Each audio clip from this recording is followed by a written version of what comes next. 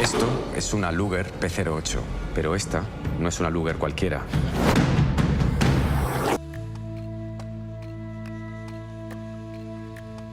Hola, bienvenidos a Última Proyección, el podcast.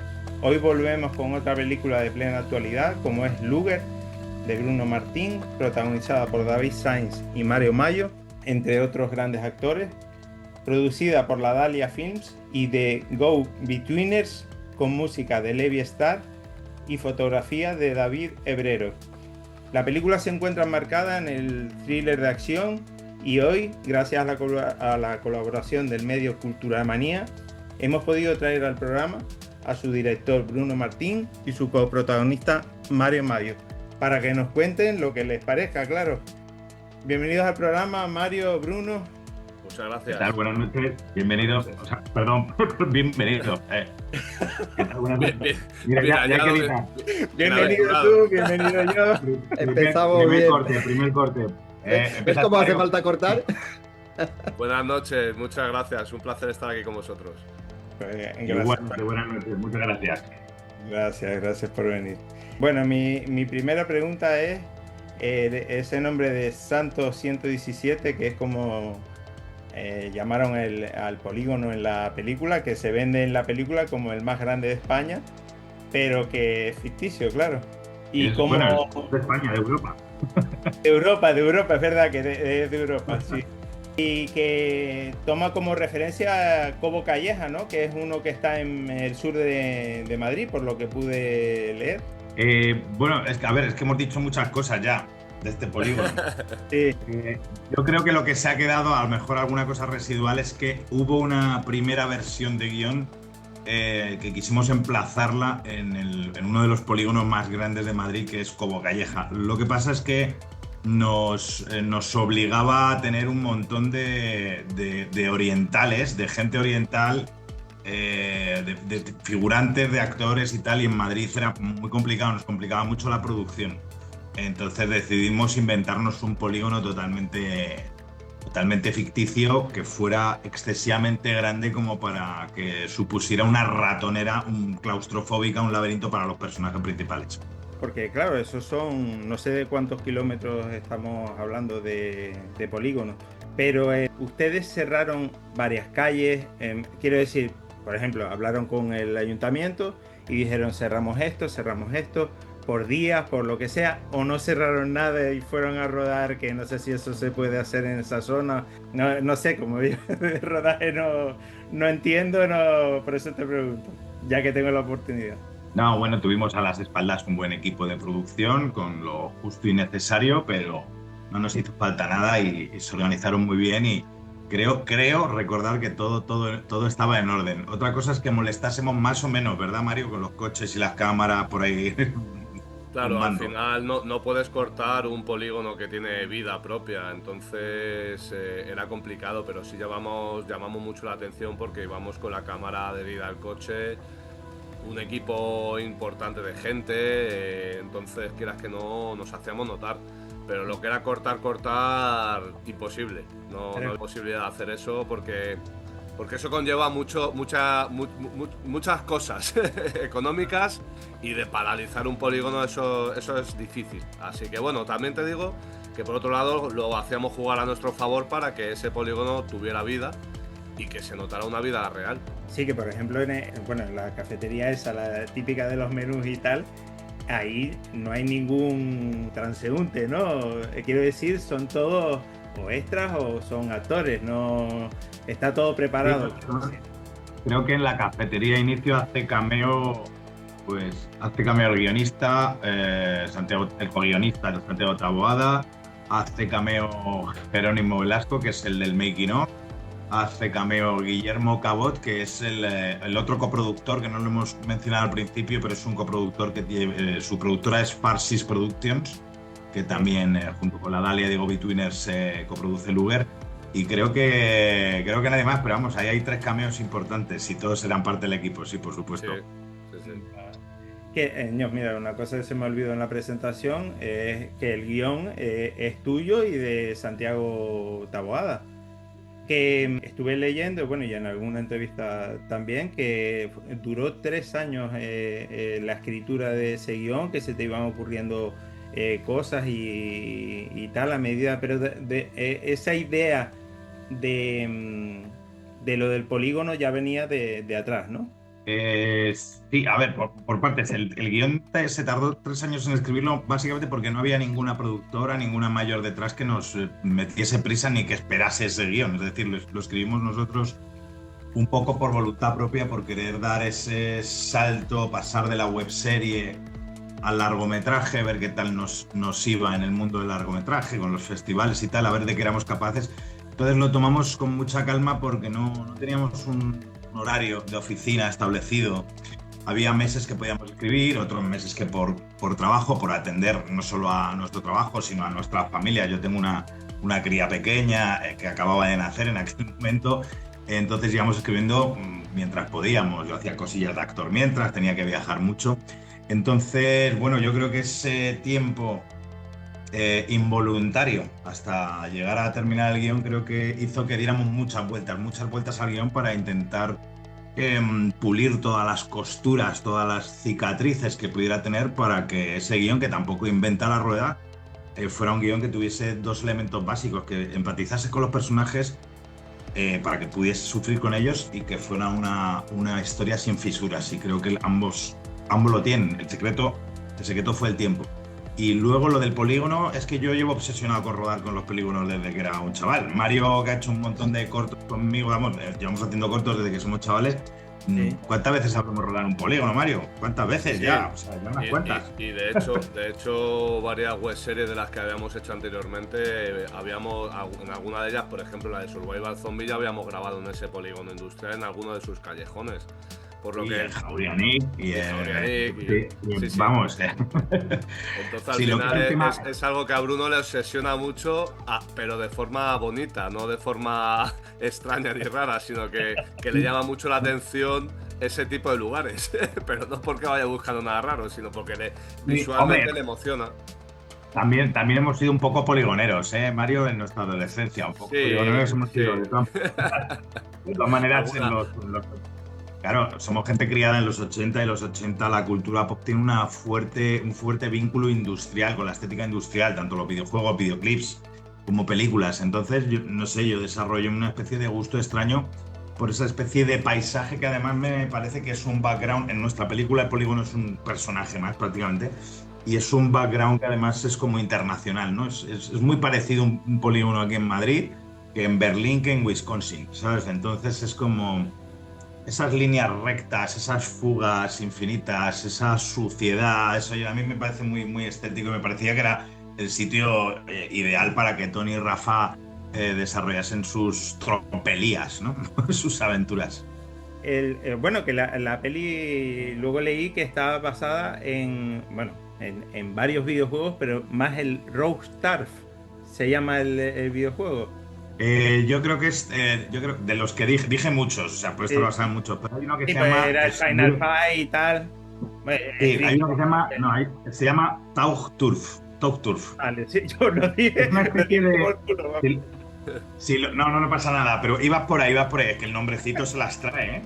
Yo de hecho era mi recreativa favorita, porque de chaval era una copia barata del Double Dragon, una copia barata, pero era mucho más, o sea, yo le cogí mucho cariño porque fue de las primeras que jugué. Entonces eran 2 tíos, el comienzo era muy cinematográfico, era un callejón en un polígono industrial del cual aparecía un camión marcha atrás, un tráiler, se abrían las puertas y salían 2 tíos vestidos inquietantemente de traje a liarse a palos ahí con todo lo que pillaban, ¿sabes? O sea, metiéndose por naves industriales. Entonces, si lo busquéis por ahí, Taugturf es una maravilla, pero una copia barata del Double Dragon. A mí me gusta mucho más que el Double Dragon, pero creo que ese videojuego me marcó. El Double Dragon sí que nunca me llegué a enganchar. Al Final Fight, ese sí jugué yo mucho en recreativa, y yo recuerdo que ahí sí se bajaban de un furgón al empezar se bajaban de un... No, Final Fight había unos barriles con fuego, un señor secuestraba a la hija del alcalde, el alcalde se vestía de luchador de pressing catch, y se iba a liarse a palos con todo el barrio. él solo, o sea, decir, a hostia pelada. Como el Street of Rage, que el malo era Kingpin, ¿no? Claro, o un tío parecido a Kingpin. Sí. Ha parecido, sí, pero en el Street of Rage eran como maderos, ¿no? O sea, porque llegaban en un coche de policía. Exacto, sí, eran policías, es verdad. Sí. Sí. Dios, no estuve enganchado a los videojuegos, eso ni nada. Eran unos polis que se tomaban la justicia por su mano. O sea, los 80, el yo contra el barrio, ¿no? El bien llamado yo contra el barrio era muy, muy popular. Y creo que aquí son un poco, Tony y Rafa son un poquito yo contra el barrio. Sí. El tema subvención, que me dijiste que ustedes esperaron esa subvención que a lo mejor no llegó. Luger es una película independiente que no tiene ningún tipo de subvención. Creo que la única ayuda que se pidió es a la Comunidad de Madrid, que no la sacó. O sea, quedamos ahí como casi nos mandaron a septiembre. No tienen explicaciones, tampoco las pedimos, ya que Luger, pues bueno, es una película que tampoco, bueno, pues tiene una temática que a lo mejor no es subvencionable, por así decirlo, pero vamos, tampoco nos hizo falta. O sea, tanto The Go-Betweeners como Farsis Productions, como La Dalia, como Irene Guerrero, que es mi mujer, que es coproductora de la peli, o Santiago Taboada, que capitalizaron su sueldo. Mario redujo mucho su caché. Es decir, es una película que está, digamos, rodeada de muchos favores y mucho esfuerzo de mucha gente para sacarla adelante, pero es una película, pues una película humilde. Pero yo no he echado nada en falta, o sea, yo me lo he pasado muy bien en el rodaje. Te puede contar Mario su experiencia desde su punto de vista. No tenía una roulotte, ¿verdad, Mario? Tú pediste una roulotte, pero no la hubo. Pero tampoco la eché de menos. Realmente yo creo que la esencia de Luger también es un poco todo eso, ¿no? Sí que cumple las expectativas probablemente que se buscaban con lo que se contaba, y sí que el resultado final es muy similar a lo que seguramente Bruno quería. Cierto es que cuando se cuenta con mucho más dinero tienes más posibilidades y te puedes alargar más en el tiempo, tal vez para dedicarle más tiempo a ciertos momentos, ciertas secuencias, ensayar más ciertas cosas, pero sí que estaba bien planificado con lo que había. Y bueno, el resultado final, a las pruebas me remito de lo que está gustando y de la cosecha de premios y de lo que la gente está hablando de la película, como para que, bueno, pues que estemos satisfechos de lo que se ha conseguido. Y desde aquí digo que ojalá que las siguientes podamos contar con mucho más y que esas subvenciones sí que lleguen de alguna forma, porque sí se crean este producto que puede convencer al público para que haya un retorno de garantía. Ojalá. Y aparte te digo, María dice una cosa muy, muy interesante, perdón, que es la yo es la película que quería ver. Es decir, exactamente la película que quería ver, luce como la película que quería ver, y yo no he hecho en falta ni la peli, creo que necesite mucho más, ¿eh? O sea, es decir, que se adaptó muy bien, digamos, los medios que teníamos al guión que teníamos. Sí. Por simple supervivencia, ¿no? También, porque el proyecto, si tienes que tirar adelante con lo que tienes, muchas veces te obligas a reinventarte, ¿no? Eso es. Imagino que pasaría lo mismo también con los guiones, que por mucho que le pegaras vueltas y por mucho que os llevara 3 años desarrollar el guión, cuando os veis ya cara al momento de plasmarlo todo en escena, pues se os ocurren muchas más cosas también sobre la marcha, imagino. Bueno, siempre pasa eso, ¿no? O el actor mismo da pie a lo mejor a seguir otro camino que a lo mejor no estaba previsto en este momento dado. Es un poco la magia también de este tipo de... Sí, tú mismo lo has dicho. De hecho, creo que la versión que se rodó es la 17 y se entregó a los actores una semana antes del rodaje, ¿verdad? ¿Cuántas copias imprimimos, Mario? Sí, unas cuantas. De hecho, me recuerda la anécdota, ¿no? de Ángela Cero decir: no me digas que han mandado otra versión si me acabo de imprimir y poner bonita la anterior, y ahora tengo que... Venga, Ángel, no te preocupes, que la producción te da una nueva, hombre, no te pongas así. Sobre todo me remitía a mencionar que, claro, que había que reinventarse un poco. Claro, tú escribes un guión con unas expectativas que normalmente suelen ser un poquito más ambiciosas. Hasta que te llegas y te enfrentas y te dicen, mira, este es el presupuesto y estos son los medios. Entonces ahí entra la figura de Raúl Cerezo, al cual le mandamos, por cierto, toda nuestro corazón, porque acaba de ganar el Goya este fin de semana con Ángulo Muerto, con el cortometraje Ángulo Muerto. al igual que la Dalia, que es la productora que produce Luger. Y el director también. Él también es director y por eso es un buen productor ejecutivo, porque es un tío que tiene mucho cine dentro, es un tío que es un buen guía espiritual y sobre todo cuando él entró en la producción y leyó el guión, fue el que nos sugirió, digamos, el que fue, digamos, guiándonos un poco a Santiago y a mí diciendo, mira, este es el presupuesto que vamos a tener, entonces vamos a intentar simplificar un poquito el guión, ¿no? O sea, teníamos una secuencia que había literalmente 25 personas, un tiroteo en un bar, una persecución, o sea, una cosa que era totalmente de locos. Y entonces, bueno, pues digamos que sacudimos un poquito el guión, el mantel, ¿no? Y entonces la hicimos mucho más sencilla y esa labor y ese proceso fue muy bonito. Y al final la película quedó más sórdida, más sutil y mejor, mucho mejor. Mejor. Y es lo que os digo, que se adaptó al presupuesto y encajó bien. Sí, pero se rodó en 20 semanas, que entiendo que es... No, 20 días. 20 días, yo 20 semanas. Ya le di un presupuesto del carajo. No, te hemos entendido. Creo que no creo ni que Avatar se ruede en 20 semanas. Para que no te preocupes.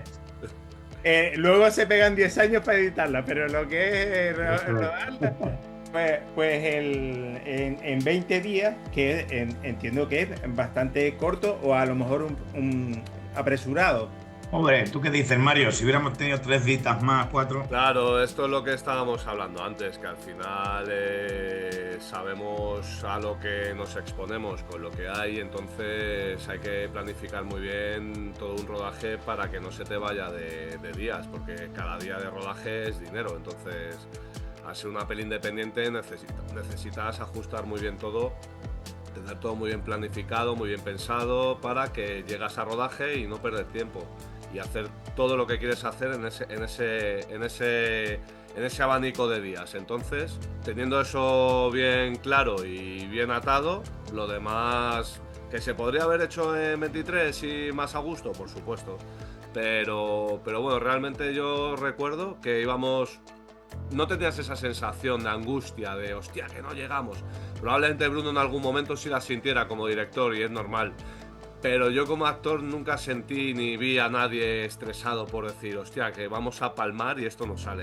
En ningún momento tuve esa sensación.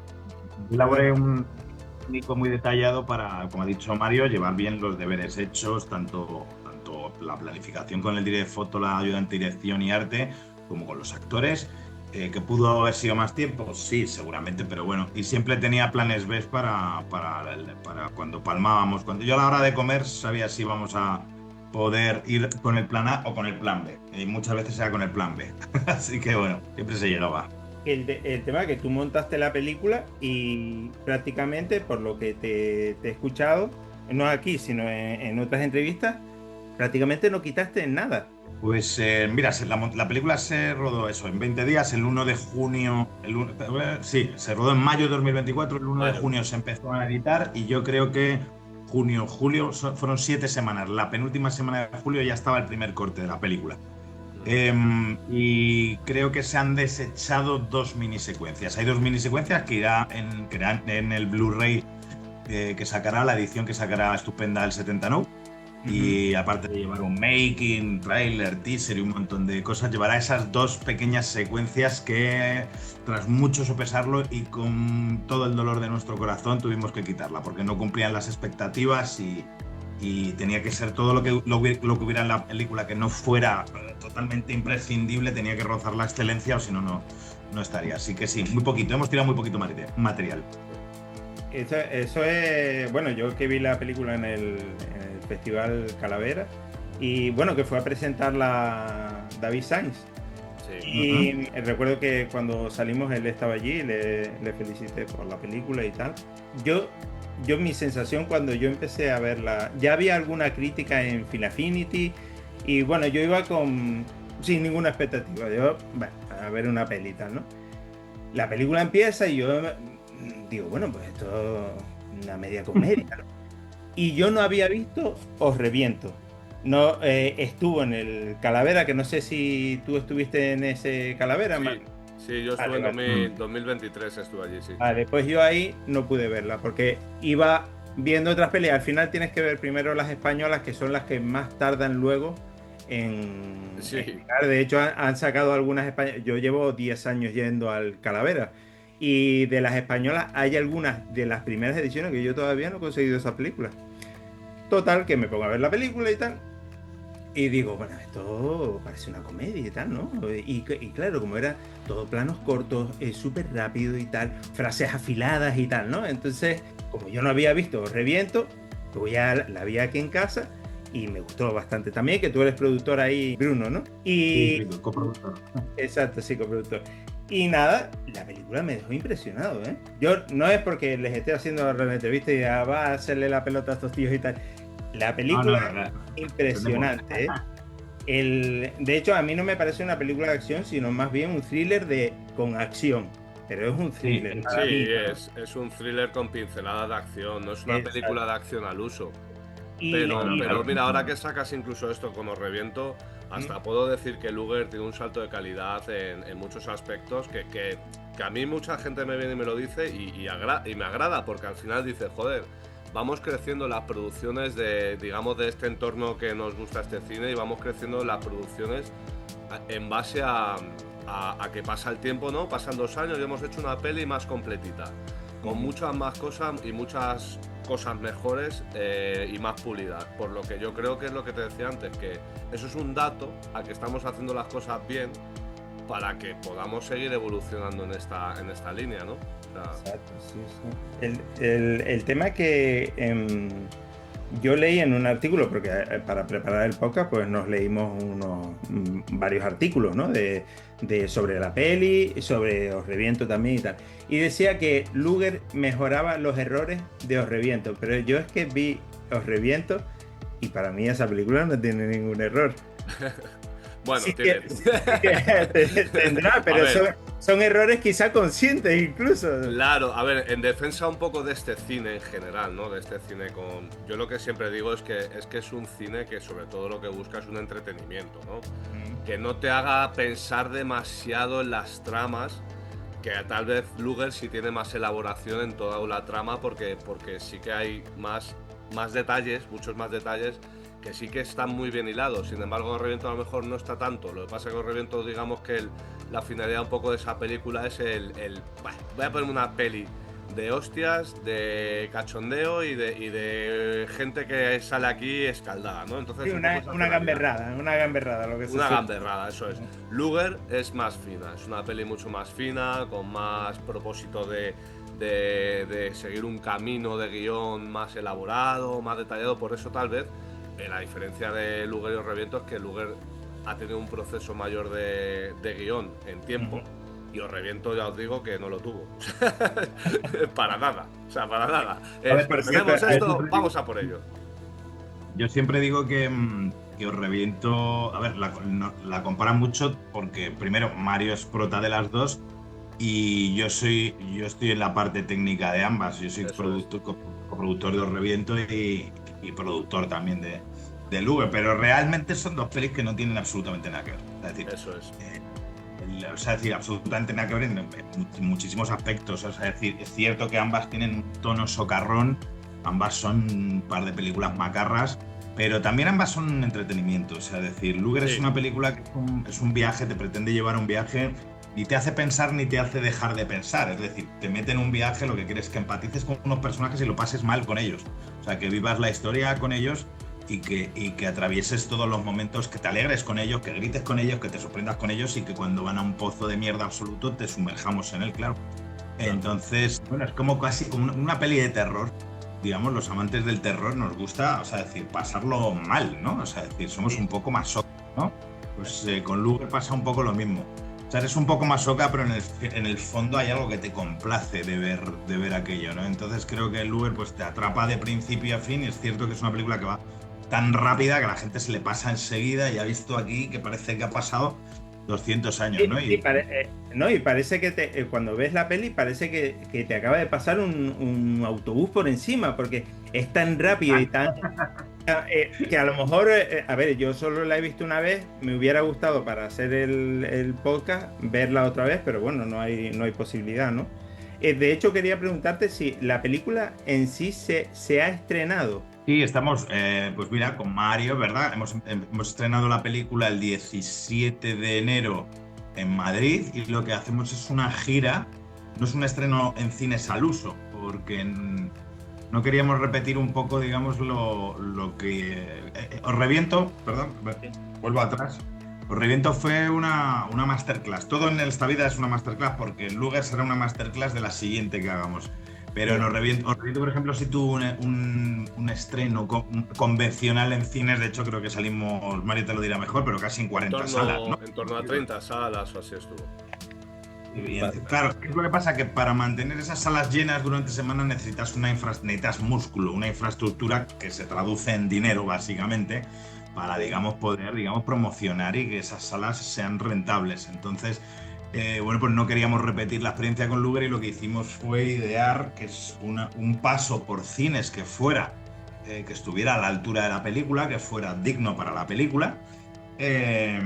Y fue pues básicamente hacer una gira por toda España o por todos los sitios que hemos podido, acompañando al público. Mario y yo pues hemos estado en prácticamente todos, si no todos, sí, en todas las ciudades, desde Barcelona, Sevilla, ahora iremos a Zaragoza, a Madrid volveremos otra vez, por todos los festivales y tal, y bueno, pues ahora terminaremos en abril y iremos a plataformas. Todavía no podemos decir a cuál de todas iremos, y bueno, mientras tanto está Filmax, que es nuestro agente de ventas internacional, colocándola en otros países, y veremos a ver dónde termina. Aquí con Cineante, que es nuestra distribuidora en España.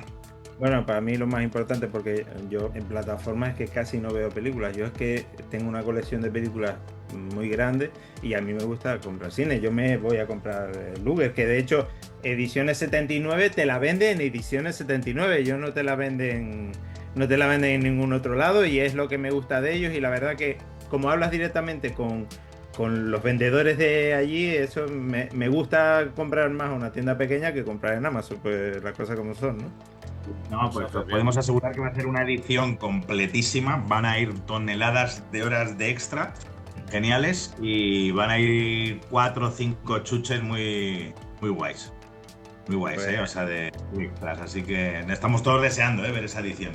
Porque yo también soy coleccionista, como tú. Yo también tengo esta de 2000 Blu-rays en mi casa.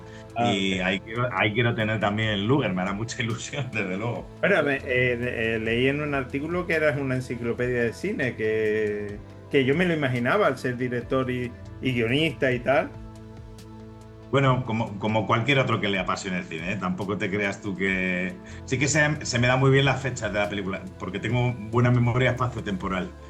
Se me da bien las fechas, emplazar las fechas, directores y tal. Y bueno, pues he visto pues lo que he visto muchos cines, sí, pero vamos, no más que cualquier otro, ¿eh? Seguramente no haya visto más que tú. Por cierto, una pregunta que te quería hacer. A mí la película, que la han comparado con The Warriors, con Pulp Fiction, con el cine de Guy Ritchie, que a mí me gusta el cine de Guy Ritchie, pero no me gusta tanto ya Quentin Tarantino, pues ya me parece Dios, ¿no? Pero a mí se me parece mucho la película a Una bala en la cabeza, la de Walter Hill, que está protagonizada por Sylvester Stallone. Se me parece un poco en ese ensamblaje y esa buddy movie, ¿no? De dos tíos que en este caso en Luger son amigos, pero en la otra no, y se tienen que, por obligación, ponerse de acuerdo, ¿no? Pero se me pareció un poco esa película. La de Stallone. La de Stallone. Y es que yo cuando he dicho Una bala en la cabeza me imaginaba que era la de John Woo. No. Claro, no, pues es que la de Stallone la empecé a ver y me aburrí sobremanera en su día. Entonces no te puedo decir si se parece o no, porque justo esa he visto los primeros 7 minutos hace mucho. Pues esa película de 2010, debe ser 2010, 2011. Sí, por ahí sí. De hecho yo la vi en el Multicines Tenerife, donde hacen el y la Calavera, y a mí me gustó mucho, pero también a mí me gusta mucho Walter Hill. Entonces, no sé, le busqué, pero al igual hace años que no la veo, pero recordaba como esas frases cortas pero intensas, ¿no? En plan como el último Boy Scout. Eran frases cortas que hacían mucha gracia. Me hacían mucha gracia. Y a mí ese tipo de pelis con insultos y tal, pues me mola mucho. ese el último tipo Boy Scout a mí me parece una obra maestra de película directamente. Y aparte, el último Boy Scout.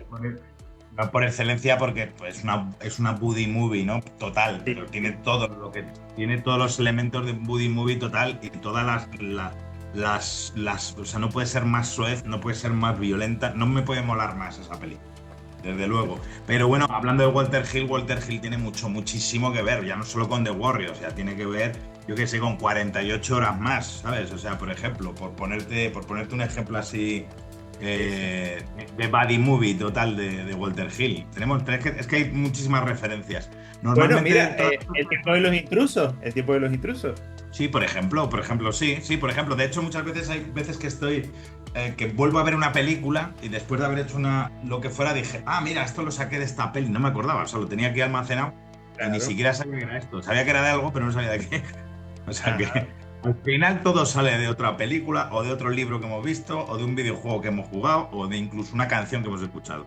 Hombre, al final son las obsesiones de... A mí, por ejemplo, un director que me obsesiona mucho es William Friedkin.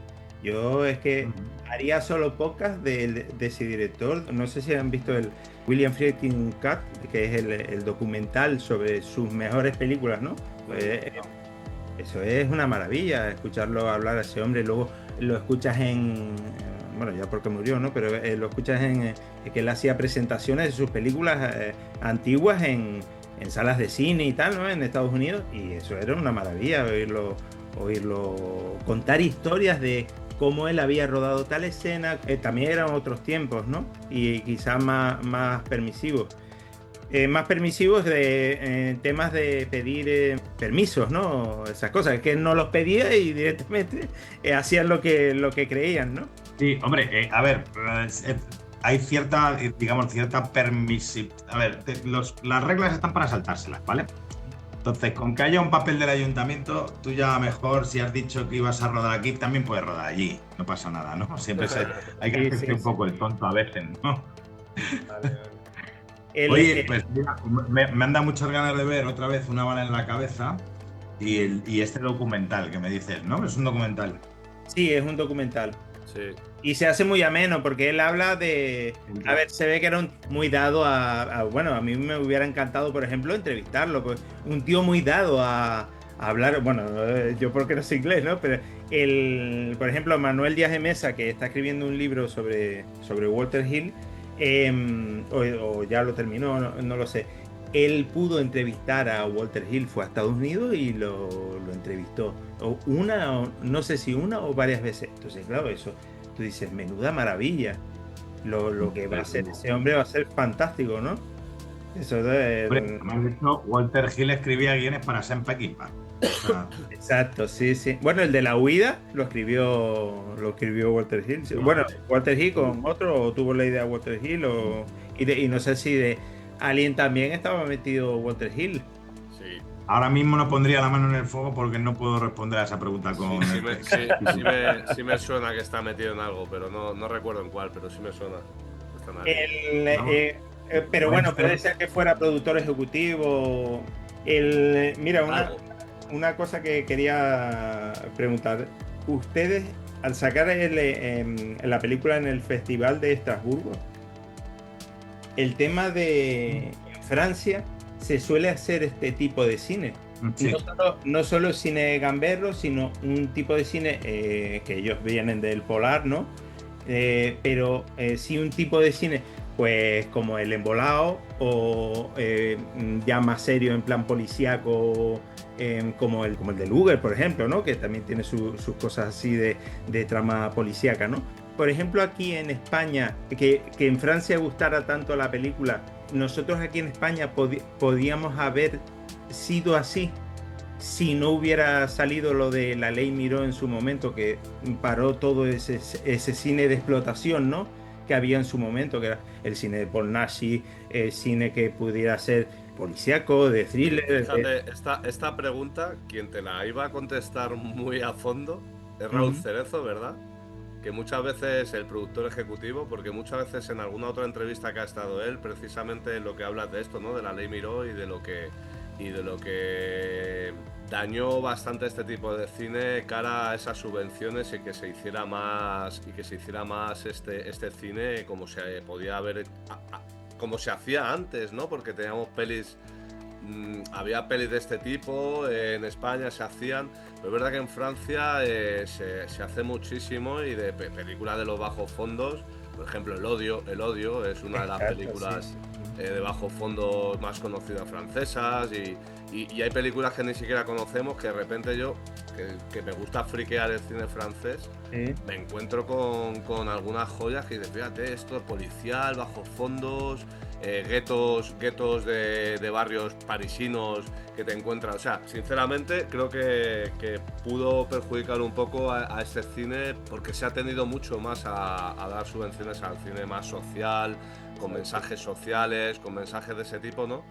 Y no a este cine de entretenimiento puro y duro, que es simplemente pues contar una historia entretenida que engancha al espectador y que al final, pues quieras que no, gusta, ¿no? Y bueno, no sé si hay un retorno en algún momento a que volver a... Esperemos que esto cambie, porque es que, a ver, aquí en España, por desgracia, cine español se consume poco, a no ser que sea torrente, que sean comedias del montón, no quiero generalizar ni nada, pero... Y que luego hay buen cine social, porque yo suelo ir a ver películas españolas y hay cine social bueno. Sí, no significa que se esté en contra de ese cine, para nada. Sí, yo creo que... Porque tiene que haber de todo. Cuanto más cine haya, mejor, y de todo tipo, ¿no?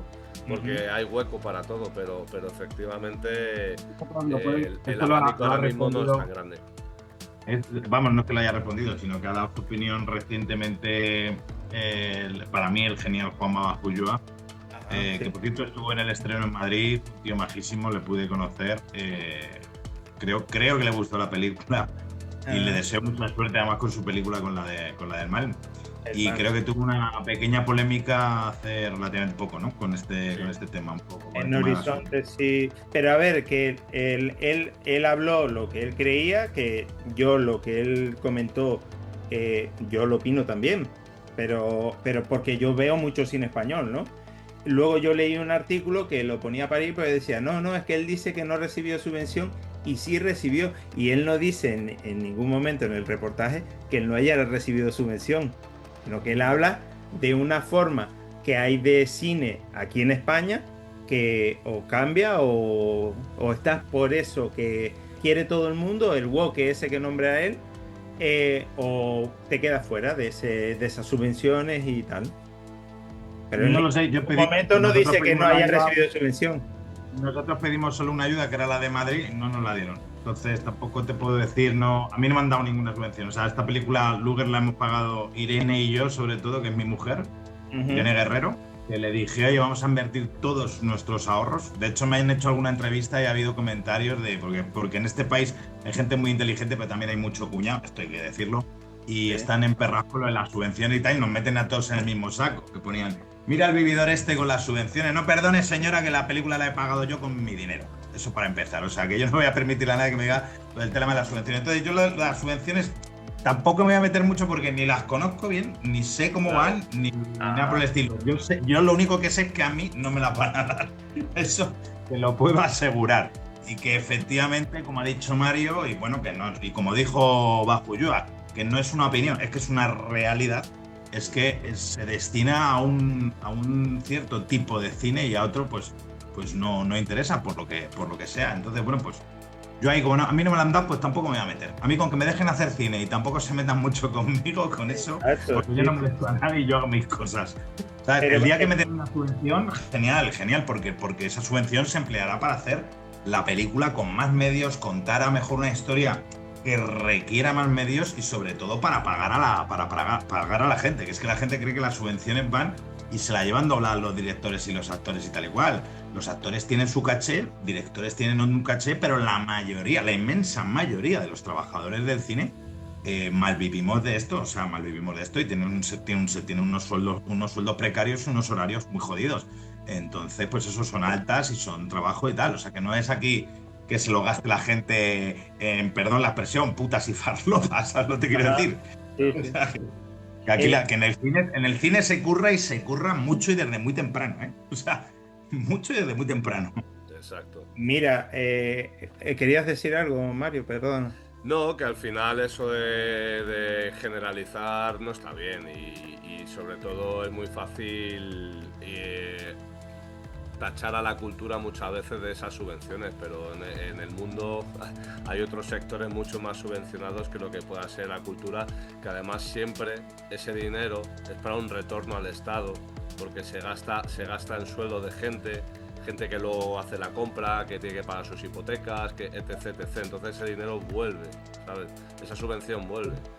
Yo te diría, Mario, que esto ya se intenta explicar por activa y por pasiva y no hay manera. ¿vale? No hay manera, es una guerra perdida con mucha gente. Yo te diría que no malgasten mucha energía. No, solo un poco bueno, pues. Sí, es verdad. Porque no hay manera, ¿eh? No hay manera. Pero luego ves como, por ejemplo, la película esta de el de La que se avecina. La que se avecina no, Aquí no hay quien viva. Daniel Guzmán. Dani Goodman, sí. La última película de él, yo La Deuda. El cine, a mí me gustó, ¿eh?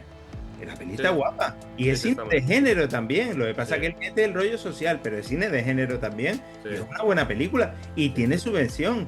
Pero no pasa nada. No pasa nada, es buena película. Lo que pasa es que aquí tienen los... No, es que si es subvencionada, entonces que va un tipo... Bueno, no creo yo eso. Que luego Ulloa, pues él comente esas cosas, yo también lo veo que es real, pero yo veo los dos bandos, no me quedo con uno, ¿no? Hay que ver las realidades de las cosas. Si se hace buen cine, es verdad, porque yo lo veo, pero luego la gente piensa que el cine español es comedia y chorradas, y no es así. El cine español abarca un montón de cosas, que pueda abarcar más en un futuro, ojalá, y que así sea, pero con subvenciones para todos. Claro. Juan, ¿tú qué opinas de todo esto? Eso está muy bien, subvenciones para todos. Subvenciones para todos. Yo opino, para el que quiera contar una historia. Yo opino que es un poco un descargo de responsabilidad que hace también la gente, ¿no? Hay que tomar conciencia que al final que funcione también depende mucho de los espectadores y mucha gente, por desgracia, dice cine español directamente y ya lo tachan y lo meten dentro de, pues eso. Sí, de generalizar, que no está bien. Lo generalizan y da igual qué género sea, o sea, da igual que sea un thriller, que sea comedia, que sea, enseguida lo banalizan. Pasa mucho en el cine francés también, ¿eh? Yo me he criado en Francia, toda mi juventud, hasta los 25 años he estado viviendo en Francia, y lo que pasa que allí que sí que es verdad que a nivel cultural me parece a mí que hay un poco más de...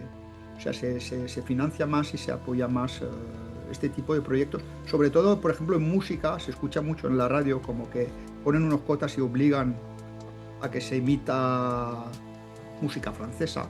O sea, es decir, en vez de poner... ¿Por qué? Porque la tendencia es que nos invaden al final. Desde Estados Unidos lo que están haciendo es culturizar, o sea, nos están como decir... nos están vendiendo un modo de vida, un estilo de vida americano, ¿no? Y nos inundan con todo este cine extranjero. Y nos pensamos que esto es la realidad, cuando nosotros podemos hacer muy buen cine aquí del terreno. Sí, desde luego. Y hasta creo que en el cine francés, no sé si ir a ver cine francés es más barato que si vas a ver cine americano, ¿no? Creo que se paga menos por ir a ver una película francesa. Está caro, el cine en Francia es caro, ¿eh? Es caro. Claro. Sí, muy caro. A diferencia de aquí, seguramente, claro. Es caro, pero bueno, también es verdad que es una experiencia. Hay un día del espectador, hacen como una fiesta del cine también, que puede ser, bueno, aquí también hacen cosas así, pero sí, a ver, yo lo he vivido eso de ir al cine, me acuerdo de coleccionar las entradas de las películas que iba viendo. La del último Boy Scout, por ejemplo, la vi en Francia y El odio, la Haine, que es una película me gustó mucho y también la vi el día de su estreno, la vi en Francia. Es eso, que el cine francés, en mi opinión, tiene muchas cosas, tiene mucho de cine de Hollywood, ¿no? Es decir, que son películas que a veces las ves y no parecen francesas. Sí. No sé. El cine francés es una maravilla, o sea, en general.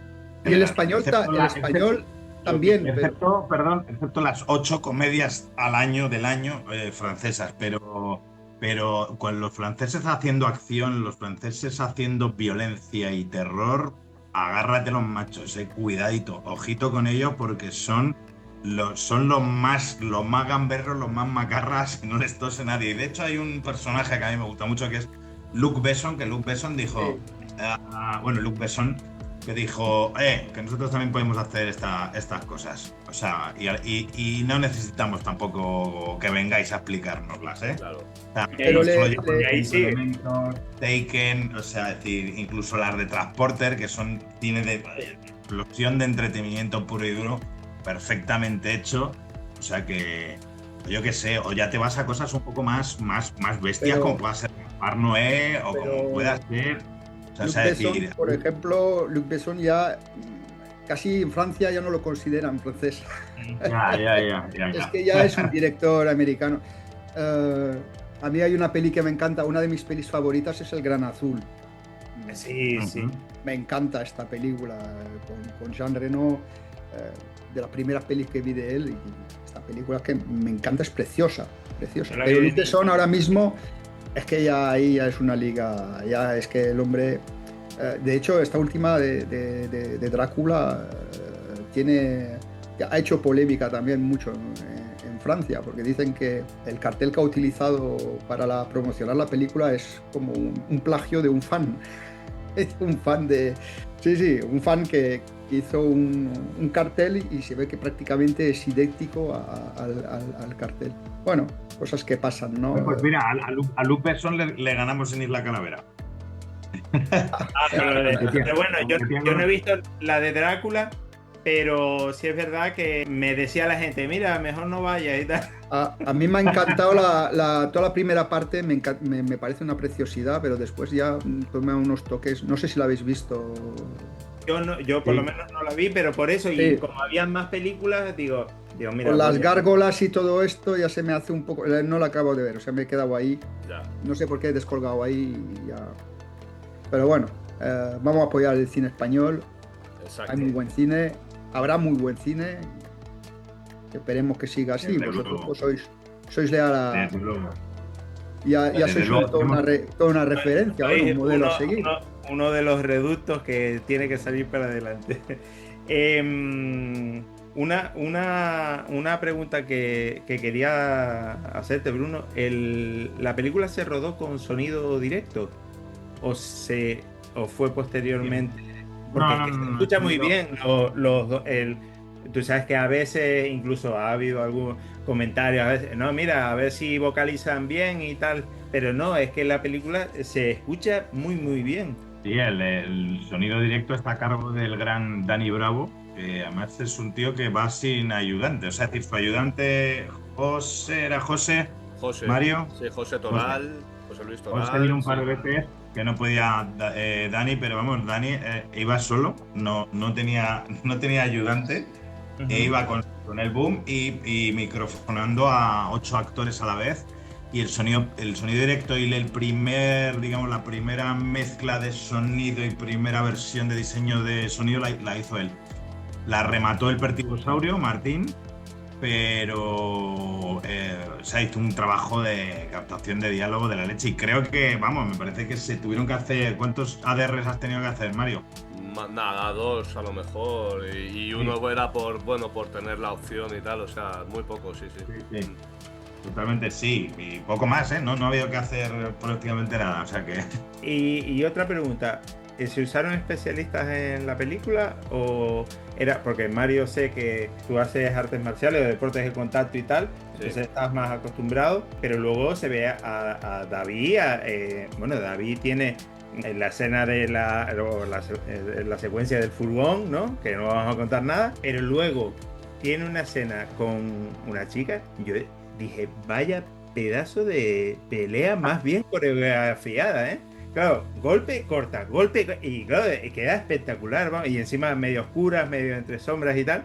Pues pues ahora te voy a hablar de David y ahora Mario que hable del mismo, que no es súper gracioso. No, a ver, está muy bien rodar primero con actores como Mario, que sean muy versátiles y sobre todo no haya que emplear especialista con ellos para que yo pueda poner la cámara donde quiera y ver a Mario, ¿sabes?, en primer plano o en segundo plano haciendo lo que sea, pero por ejemplo con muchos secundarios de los que hay, o esta actriz en concreto, Mariby Carrillo, son gente que tiene ya también mucha educación en el deporte de contacto, en el deporte en sí, son especialistas. Entonces a muchos de esos especialistas, digamos que directamente les dimos el papelito que hacían, se lo dimos para que pudiésemos grabar con ellos sin tener que estar falseando, trucando, ni nada por el estilo. Y claro, acompañaron a David, que David, pues bueno, como él dice, tiene el pulmón de un niño chico de África, es como él lo dice, ¿no? Sí, gracioso es decir, se cansa muy rápidamente, era fumador por aquel entonces, creo que ahora lo ha dejado bastante bien.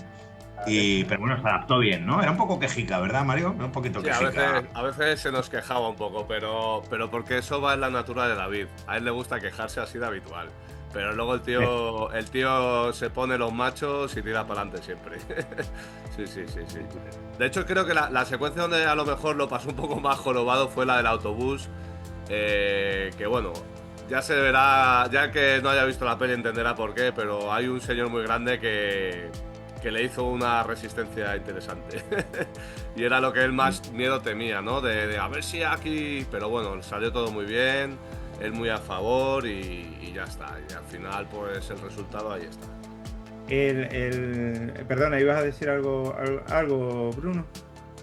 No, que iba a decir que no hemos tenido, gracias a Dios, no hemos tenido ningún tipo de problema ni accidente en el rodaje de nada. O sea, cualquier cosa que además en una producción como la nuestra hubiera hecho que el rodaje probablemente se hubiera terminado y Luger no existiera, pues no tuvimos la suerte, nos acompañó ahí, tuvimos un ángel de la guarda que nos acompañó y no pasó nada, nadie se lesionó, no se rompió ninguna cámara, no tuvimos ningún accidente, que hay mucha secuencia de coche. Siempre contamos la anécdota, ¿verdad, Mario? La de que Ana, una chica de arte, pues, sí, pues, ¿qué pasó, Mario? Nada, si fue haciendo nada, o sea, era llevando algo, se torció el tobillo y la pobre hasta lloraba porque quería no faltar al rodaje, quería seguir en el rodaje y era como, fíjate qué involucrada está la gente como para llegar a ese punto de, ostras, que me he lesionado, me he hecho una de 15 y quiero seguir, ¿no? Entonces, bueno, hubo un buen rollo en todo el rodaje que al final pues se traduce en todo lo que se ve en la película, claro. El personaje de Mauricio se llama el chico. Sí, Mauricio Morales. Pues, tío, que da hasta miedo. Y luego lo vi en la webserie esta en Poliscorruptos y digo, sí. que esto es un pedazo de pan. Sí. Ya se me quita el miedo. Sí, a ver. Y bueno, Ramiro Alonso ya para mí, increíble. Quería comentar que antes que estábamos hablando del tema de los actores y bueno, en general aquí en España, que Ramiro puso en Facebook, llevo un año sin trabajar, eso en 2023, llevo un año sin trabajar. Y claro, y tú dices, mi madre, si esto es un actorazo. Y claro, no... Él se come... Bueno, y él en la película relativamente sale poco, pero es que lo hace tan bien que... Y con esa voz que tiene, ¿no? En la película, así como profunda y tal. Me ha impresionado el papel de él y el de Mauricio también. O sea, son papeles cortos, entre comillas, sobre todo el de Mauricio, pero muy contundente, y el tuyo también, Bruno, que son papeles decisivos en la peli, que no están por estar, ¿no? Ningún personaje está de más, está porque tiene que estar en el guión por algo. Pues bueno, pues Mauricio pues es un tío que tiene mucha presencia, tiene esa voz estupenda. Yo le cogí porque le vi en una película de Miguel Ángel Vivas, al cual tuve también la suerte de conocer en uno de los pases de Madrid, en Rompe Madrid, en el festival, que le gustó muchísimo la película. Ya unos años Vivas también. Sí, pues claro, pues él hizo Asedio y ahí Ramiro hace un papel muy guay y me lo presentó la directora de casting en María Cero. Y nada, me fui a por él de cabeza. Había otras opciones de gente mucho más famosa, pero yo sabía que a ese personaje le iba a tener hasta altas horas de la noche, pasando ciertas penurias, y dije, mira, prefiero coger a un tío como Ramiro, que no es una superestrella, pero es un tío conocido y con una presencia y una voz maravillosa, y poder hacerle algún par de perrerías, que tener a una superestrella que me esté complicando un poco el rodaje, ¿no? O que yo como director novel no me vaya a hacer ni puñetero caso. Y luego con Mauricio, pues que Mauricio le conocemos desde hace muchísimo. Mauricio le descubrió a David en su día en Malviviendo, y con David pues hemos hecho muchas cosas, ¿no? Como lo anterior que hicimos en Policorruptos. Hemos hecho varias cosillas, es un tío encantador. Es todo lo contrario al personaje, lo para que es tan bueno y el personaje es tan borderline que, claro, que efectivamente da miedito. Y yo mi personaje lo hice un poco pues por descarte, ¿vale? Porque, por ejemplo, en esta película bueno, yo desde que conozco a Mario siempre escribo para Mario, pero en esta película había 3 posibles personajes para Mario y uno era este, aparte del de Charlie. Entonces, pues bueno, fuimos pasando ahí por descarte. Yo me había escrito un papel que lo interpreta Quique Guaza, que es el que cuenta la historia de la Luger, porque iba a tener que estar sentado, básicamente, y yo en una producción así no me atrevía.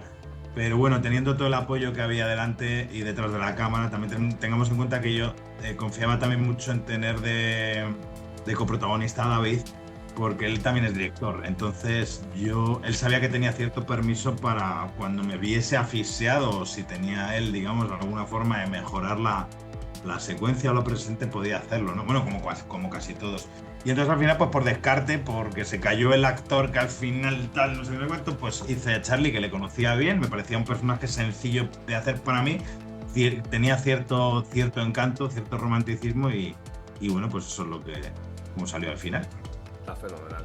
Y luego el personaje de Ángel Acero, que incluso hasta da pena luego lo que pasa, ¿no? Incluso crees en un momento que va a ser un trío, no va a ser un dúo, ¿no? La peli te lleva, tú piensas que va a ir de una manera y no, de repente salta a otra totalmente distinta. Esa escena en la chatarrería con ellos todos en la oficina, bueno, que están todos prácticamente de los que luego terminan saliendo. Impresionante, impresionante, me encantó. Era asfixiante, en el cual cambiamos además la lente, pasamos la peli está rodada con 50, 85, lo más fincherianamente posible, y de repente pasamos ahí a un objetivo 11 a 13 centímetros de la cara del espectador, hacemos que sea agobiante, sí, efectivamente cambia. Y es el cambio del primer al segundo acto. Justo, okay. Se puede notar la película. Y ahí cambia, es que tú dices, pues esto va a ir por unos tiros, y de repente pues, cambia totalmente y se vuelve más seria todavía, ¿no? ¿Qué te iba a preguntar? Todos los actores tenían acceso al guión completo. Todos sabían lo que iba a decir el otro. Tú sabes que hay actores que les dan solo la parte de su guión y luego no saben lo que les va a contestar el otro, quizá para dar espontaneidad o lo que sea, no sé, todos tenían acceso a todo, porque si Ángel Acero dijo, que se me perdió el guión o lo que sea, y que luego le dieron otro, ¿no? Pues te puede contestar Mario esta, así que... Sí, yo creo que todos teníamos el guión a mano, o sea, todo el mundo podía conocer la historia completa sin ningún problema y conocer los personajes con los que se iba a encontrar enfrente, ¿no? Entonces, para mí, creo que siempre es mejor. O sea, yo como actor me gusta leerme el guión completo y ver lo que va a pasar, aunque haya secuencias que ni siquiera esté, porque me parece que entiende mucho más la historia en la que te estás enfrentando, ¿no? Sí sé que hay producciones concretas que a lo mejor pues como tal te pasan solo tus partes, ¿no? Y bueno, pues vale. Separata, ¿no? Pero, ¿perdón? La separata, ¿no? Lo que viene siendo... eso es lo que es la separata del personaje, las secuencias que sale y ya está, pero en este caso sí que contamos con el guión completo y para mí es una ventaja para ver en qué universo te estás moviendo. Y en mi caso era evidente con el de David que íbamos a tener el guión completo porque estamos en la película completamente, ¿no? Pero es verdad que incluso los que tenían menos momentos, menos secuencias, al final también contaban con ese guión para saber en qué universo iban a estar desenvolviéndose, claro. Aparte, creo que el guión se le dio a todo el mundo. Hiciera un papel de 2 minutos o salida a 30 segundos, lo tenía. Bien. Una parte importante de la película es la banda sonora, que refuerza ese tono español y visceral con percusión, cajón y tal, incluso que en algunos momentos, que creo recordar, se confundía con los ruidos del propio polígono, ¿no? Sí, exacto. Es la banda sonora la firma Levi Starr, que es un compositor que lleva haciendo las bandas sonoras de nuestras series incluida Policorruptos, Survival Zombie, A Todo Riesgo, muchísimo tiempo, muchísimos años llevo yendo con él, o sea, a lo mejor te hablo de 17, 18 años. Y entonces había que dar el salto aquí al largometraje. Él tiene un estilo muy peculiar porque él viene del glam rock. Entonces aquí había que hacer algo totalmente diferente. Pero bueno, tenía que hacerlo Levi. Entonces al final trabajamos una serie de... una línea, digamos, que marcase, digamos, el corazón, el latido del corazón del polígono, ¿no? De ese polígono industrial. Y por eso es una banda sonora muy percusiva que emplea, pues, elementos muy costumbristas, ¿no? Españoles, como el cajón flamenco, las palmas. Creo que trabajamos también con un cello distorsionado, un poco, digamos, evocando un poco ese metal del cual están hechas las naves industriales. Entonces está un poco todo pensado en ese aspecto, casi sin melodía. Una banda sonora casi sin melodía, o sea, es como casi simplemente un acompañamiento percusivo. Así que bueno, quedó ese experimento y a la gente creo que le gusta y acompaña. Sí, te mete en la peli y la crea incluso más claustrofóbica de lo que ya es, ¿no? Por lo que vi en Os Reviento y aquí en Luger. La peli le dan bastante importana al papel de la mujer, ¿no? O son cosas mías, no sé, me pareció, sobre todo en Os Reviento, hay un momento que aparece, que es al final, que es cuando te dije, joder, la Mónica, pues claro. Eso me hace tanta gracia. Y luego, como yo vi posteriormente Os Reviento, y me di cuenta, digo, es que la mujer tiene bastante importancia en estas dos películas, ¿no? Sí, en el caso de Os Reviento, la Mónica se la va nombrando durante toda la película, exacto, aunque no se la vea, pero al final acabas viéndola. Entonces, como que un personaje que te ha acompañado en todo momento y al final ya le ves, pero crees que sale más en la peli de todo lo que sale por todo lo que se habla de ella, ¿no? Y en Luger, pues efectivamente, pues el personaje de la abogada, el personaje de Mariby Carrillo haciendo esa trabajadora de la chatarrería, el personaje de Mónica Miranda en la tienda de empeños, el personaje de la jefa del taller mecánico, ¿no? Son todas figuras de mujeres que tienen mucha personalidad en todos sus aspectos y mucha potencia a la hora de todo lo que sucede. Vamos, la abogada ya viste, es una persona que se mueve muy bien en esos bajos fondos, a pesar de tener una gran carrera de abogacía. Sí, que se desenvuelve más rápido que ustedes, ¿no? Que ustedes dos, que David...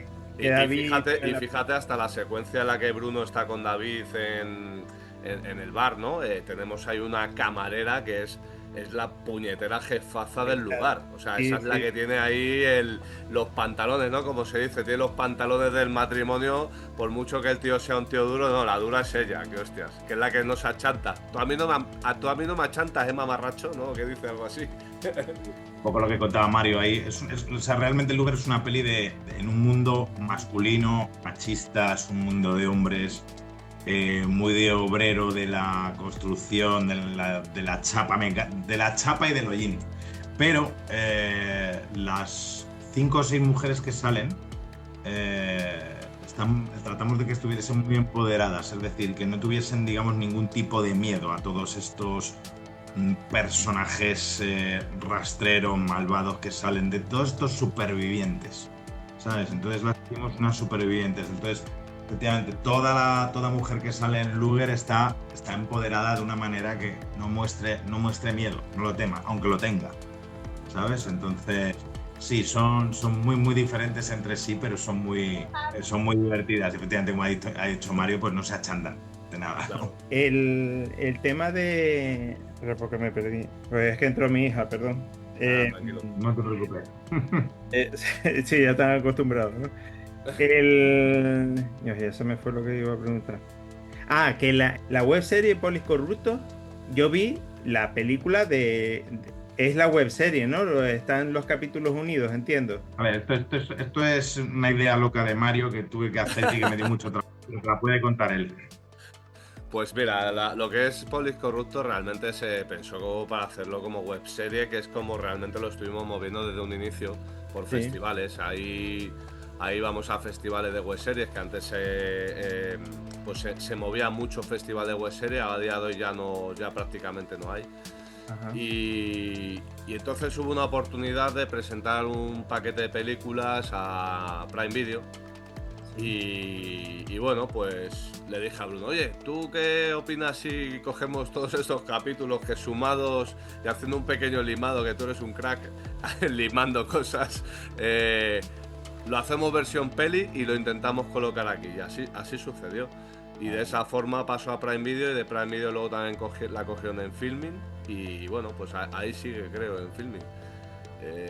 Y de hecho funciona bien siempre y cuando entres en el universo ese, porque también hay gente que lo mismo no entiende muy bien que toda una película pase con un plano constante tipo cámara café, ¿no? Una cámara fija. Hay gente que lo ve y dice, pero qué coño estoy viendo y este formato raro. Y claro, otros que lo ven y que de repente les hace mucha gracia y se tiran toda la peli y dicen, vaya macarrada cachonda que hemos visto en un plano fijo dentro de un coche policial que a veces está parado y a veces está en movimiento, ¿no?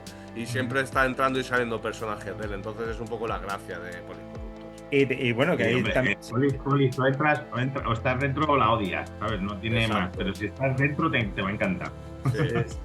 No, y también se veía ahí el personaje fuerte de la mujer, ¿sabes? Que tanto que habla por la emisora, que es la compañera, como la chica que trabaja en el y tal. La interpreta la que hace de Amparo de la centralita, que es un personaje también bastante empoderado. Sí. Lo interpreta, que esto no es habitual, mi mujer, que es Irene Guerrero, que es coproductora y es directora de Policorruptos, además. Vale, sí, que vi que estaba, pero claro, no lo relacioné, pues no sabía que era tu... Sería una gran actriz, pero es muy vergonzosa. Y ese papel, como no se la tenía que ver, entonces accedió a hacerlo. Porque tiene una voz muy bonita. Mira, una cosa que leí, que cuando ustedes van todos en el coche, Mario, que iba dice que fue, no sé por qué iban con los cristales cerrados, leí en un artículo, pero que iba un sonidista detrás, en el maletero. Sí, efectivamente, ahí se metía el sonidista para coger el sonido desde el maletero y claro, a veces tenemos que preguntarle si seguía vivo, porque le dejábamos de escuchar. ¿Y sigues vivo? Sí, vale, es que como no dices nada, no te quejas, no respiras, no haces nada, estamos acojonados. Lo mismo lo has palmado y no sabemos nada. Llevamos un cadáver en el maletero, que podría ser muy Luger, pero no estaba por guión, claro. Okay. Lo mismo no sé si el sindicato nos puede crujir por decir esto, pero bueno, sí, fue decisión suya el meterse en el maletero. Sí, era voluntario y ya está. Sí, exacto. Pero y lo de ir con los cristales cerrados, eso ¿por qué? ¿Por el sonido ambiente, para que no se cuele en el... Claro.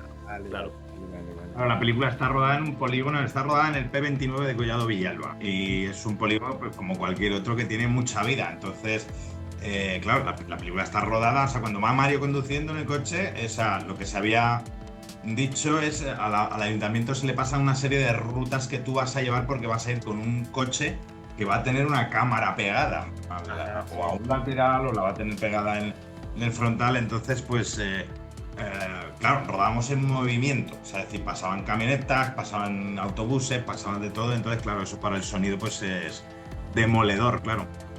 Porque el tema de... Entiendo que ustedes alquilan ese material, esas cámaras, o esas cámaras ya están compradas por la productora y las usan ustedes, porque te entendí en una entrevista que lo ideal sería que ese coche estuviera llevado por unos raíles, ¿no? Y Mario no estuviera conduciendo en realidad.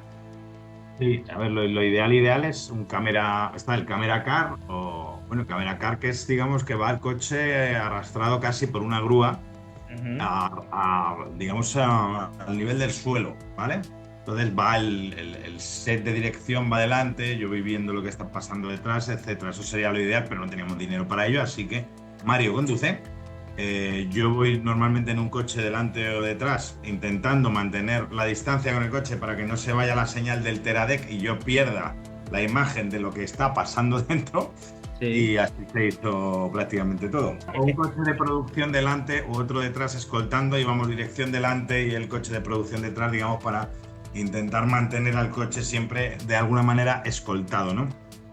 Y esas secuencias, que tiene varias, resultaron muy costosas, salieron de una vez, Cuando ellos hablan uno al lado del otro, David y Mario. Sí, en un par de tomas teníamos la secuencia y la que vamos él y yo hablando, él delante y yo detrás, lo hicimos varias veces alrededor del polígono y bueno, pues sacamos la secuencia así y salió bastante bien. Sí, no fue especialmente costoso. Sí. Vale. Entiendo que Mario y David Sainz, ustedes se conocían de antes.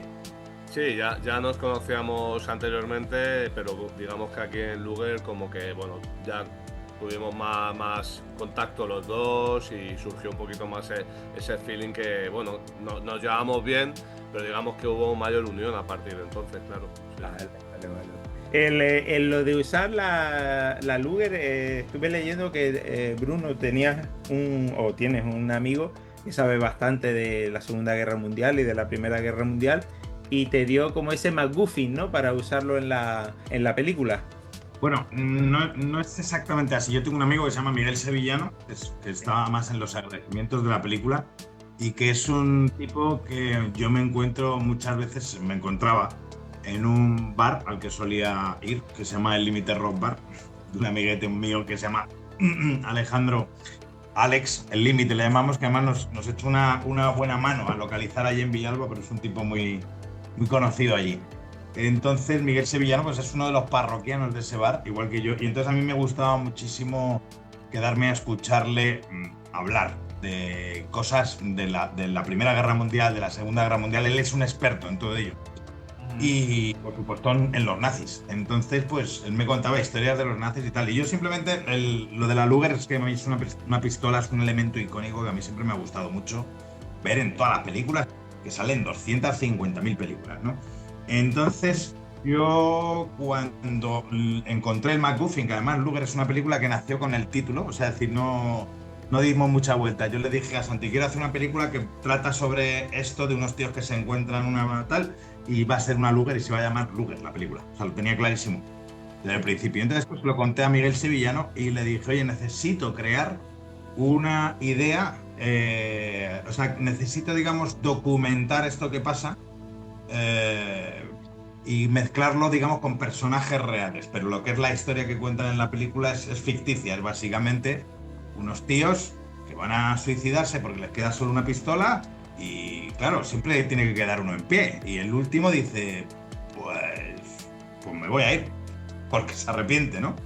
Entonces de ahí surge toda la historia. Entonces le dije, necesito que ahora creemos toda esta historia alrededor, o sea, que alrededor de todo esto creemos una historia con hechos verídicos, que juntemos, digamos, procesos verídicos, formas verídicas, cosas que pasaron en la Segunda Guerra Mundial, durante la invasión del Ejército Rojo, cuando ya entran en Berlín, etcétera, etcétera.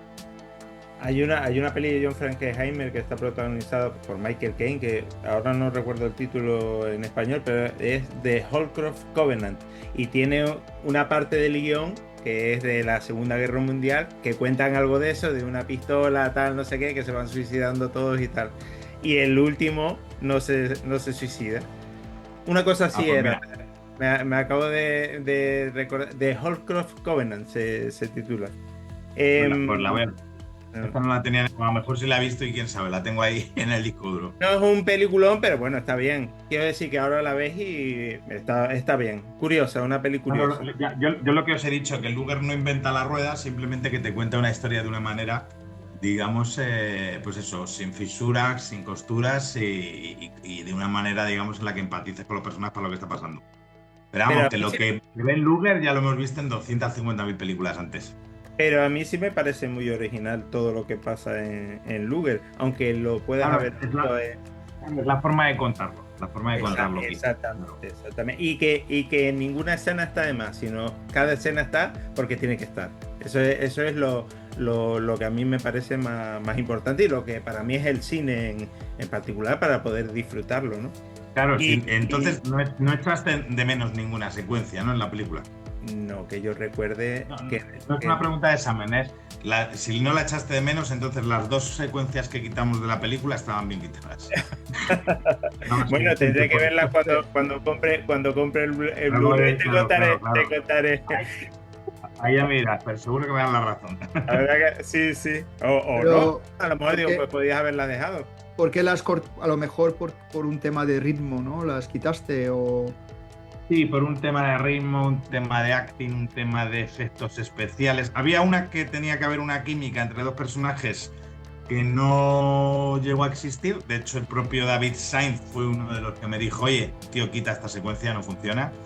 Y tras sopesarlo, verlo muchas veces, por supuesto, decidimos que efectivamente era lo mejor. David también es director, es creador, es un tipo sabio, tenía razón. No pasa nada, era una secuencia muy cortita. Y luego otra secuencia que, bueno, pues habrá que comprar el Blu-ray para verla, más que nada porque no quiero hacer spoiler. En la cual se requerían unos efectos prácticos, unos FX, que yo los había ideado de una manera que eran muy gore, muy gore, pero tenía un sentido que fuera así, no era gratuito. Entonces, con los tiempos que llevábamos, los medios que teníamos, Tono Garzón, que ha estado nominada más al Goya, hizo un trabajo espectacular con su compañero Daniel Vidal, pero en esta no nos pusimos de acuerdo. Es decir, yo no me expliqué bien y vino al rodaje una prótesis que no era lo suficientemente potente como para que esa secuencia se quedase. Entonces también, tras mucho sopesarlo, esa mini secuencia también se cayó. Esos son los motivos. Porque la película realmente dura 1 hora y media, ¿no? Tampoco es hoy en día no es un tiempo, quiero decir, no es corriente, suelen durar bastante más. Pero bueno, eso seguro que le da una película dinámica, vamos a decir, ¿no? No da tiempo a tener escenas gratuitas. Claro, por eso, si es que nosotros queríamos irnos a una historia de, Mario lo sabe, de 80, y yo siempre se le decía, digo, Mario, yo quiero hacer una película de 85 minutos. Sí. O sea, como las que se hacían antes, que eran las mejores. El formato clásico de hora y media. Sí. Ahora si no la haces de 2 horas y pico, no eres un crack. Claro. Pues o sea, y de hecho nos salió un guión que creo que tenía cerca de 100 páginas, pero dije, no os preocupéis, que como la voy a montar yo, esto va a ir a toda hostia. O sea, es decir, aparte el guión es un guión que tiene mucho texto, ¿eh? O sea, hay mucho diálogo, ¿eh? Mucho diálogo. Entonces el diálogo siempre tiende a ir un poquito más rápido. Entonces, bueno, pues quedó en 93 con créditos, que siempre se dice, con el rolling final. Ha pasado casi como la de Stallone, la de Rambo, que duraba 3 horas, la ha tenido que cortar a hora y media. Sí. No, pues seguro que ha ganado. Sí. Se gana. Mira, quería preguntar, el ir al Fantastic Fest y luego ganar en los Globos de Oro, ¿no? Que no los Globos de Oro, los Globos de Oro que premia el cine independiente. Bueno, has pagado ahí un salto cuantitativo. Sí.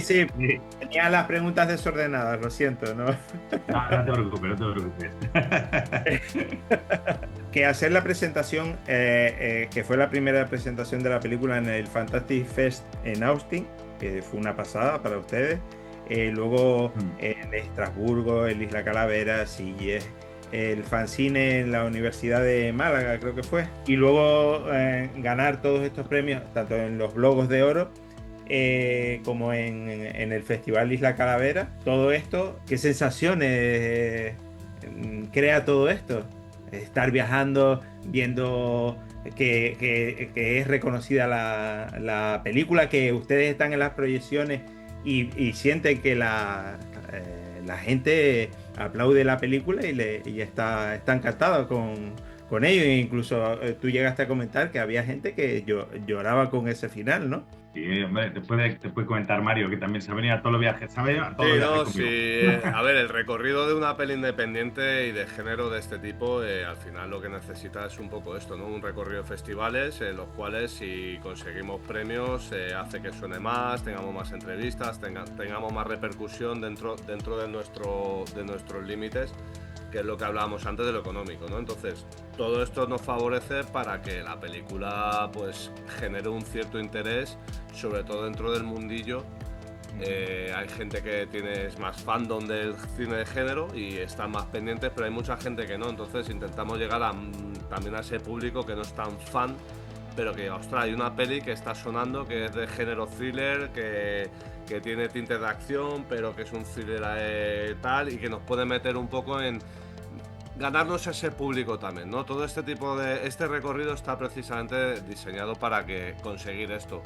Por suerte y porque la peli lo merece, pues nosotros lo estamos consiguiendo y digamos es que es un poco la finalidad. Nada, yo ya no tengo nada más que preguntar, que raro, ¿no? Pensaba que no iba a llegar nunca a este momento.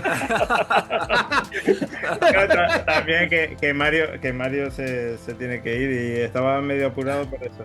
Pero y Bruno madruga, que mañana también graba. Exacto, sí, es verdad. Tendrá que dormir y ir sin ojeras. Para la guerra. No. Para la guerra se va con ojeras. Las ojeras bien para la guerra, pero bueno, sí, la verdad que llevamos un ritmo un poco criminal y nos estamos levantando a las 7 de la mañana, ya estamos en proceso. O sea que a las 6 menos 10 ya estoy abriendo el ojo. Okay. Pues chicos, me ha encantado la charla. La verdad que ha salido como esperaba. Espero que a ustedes les haya gustado igual que a mí, por lo menos. Sí, claro que sí, es un placer. Pues nada, chicos, encantadísimo, y a ver si tengo oportunidad de verla rápidamente. Pues no sé si iremos por Valencia, pero si vamos ya se lo diré a Alfredo, que te lo diga, por si pues espero que sí, pase de cine en Valencia. Que me lo digáis, sí, por favor, me encantaría. Vale. Un placer haberos conocido, ¿eh? Igualmente. Igualmente, Juan. Pues nada, hasta la próxima y que os vaya muy bien. Que haya próxima. Que seguro que os va súper bien. Gracias a vosotros. Un abrazo, chicos. Un abrazo. Hasta luego. Hasta luego.